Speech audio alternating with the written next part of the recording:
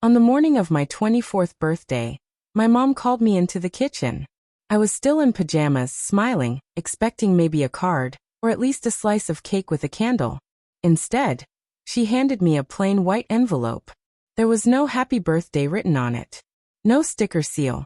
Just a look on her face I couldn't place, somewhere between guilt and nervous pride.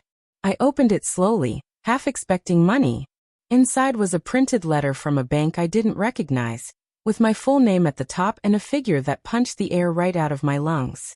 $46,000. I blinked, confused. What is this? She didn't meet my eyes when she answered. We took out a loan in your name. Your brother needed help. I laughed. Not because it was funny, but because it was absurd. You what?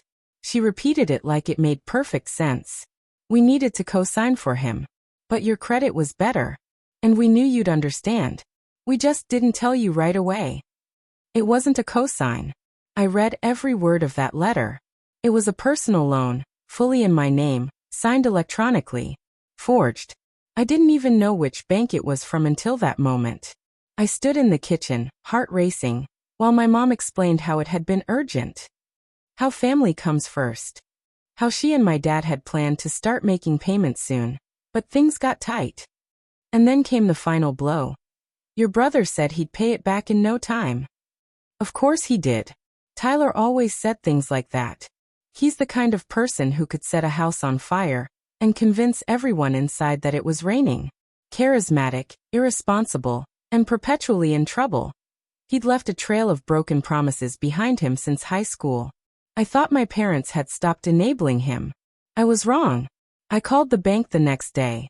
After hours on hold explaining everything, they told me the account had been opened online. ID uploaded, e-signature matched, email address registered to me. I filed a fraud report. But the investigator was blunt. If it was done from your family's address, and they have your personal info, you'll need to pursue this as identity theft. That's a criminal charge. Against your own parents. I hung up in silence. The reality hit me over weeks, not minutes.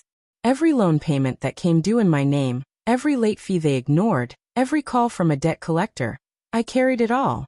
It wrecked my credit. I couldn't qualify for a car loan. Got denied from 3 apartments. And I had to sit across from landlords and lenders, explaining a situation I didn't even fully understand myself. I tried to talk to my parents again.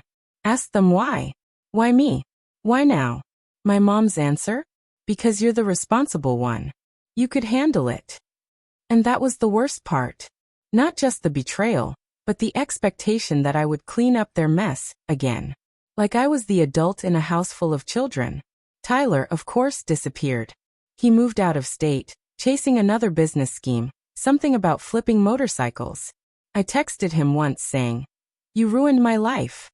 He replied with a shrug emoji and the words, "Chill. It's just money."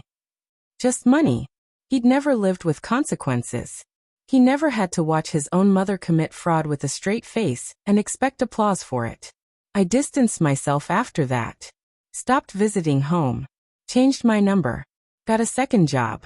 I worked days at a nonprofit, nights bartending. Paid off $300 here, $500 there. Slowly. Painfully. I went months without buying anything new.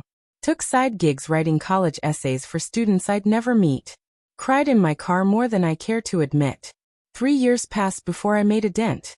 The silence between me and my family grew longer. Birthdays came and went with no calls.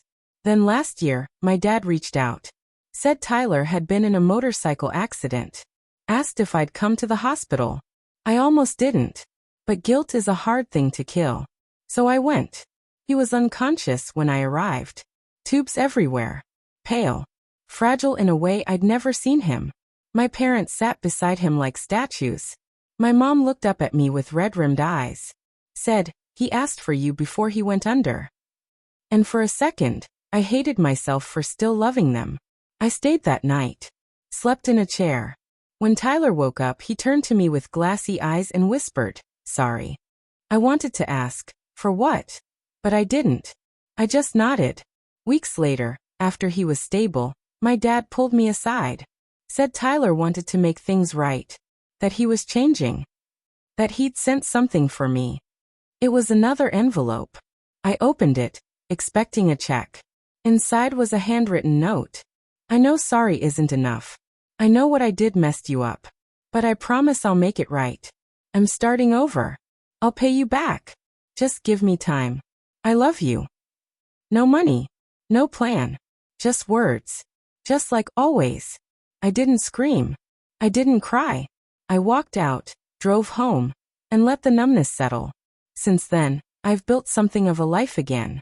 Moved into a studio apartment I could barely afford, but it's mine. Got promoted at work.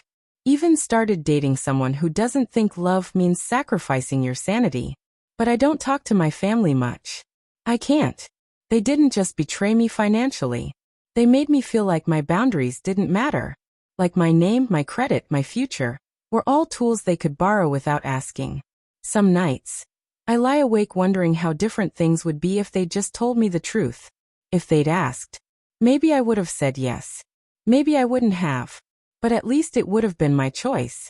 Instead, they gave me a death sentence wrapped in birthday paper. I didn't deserve that.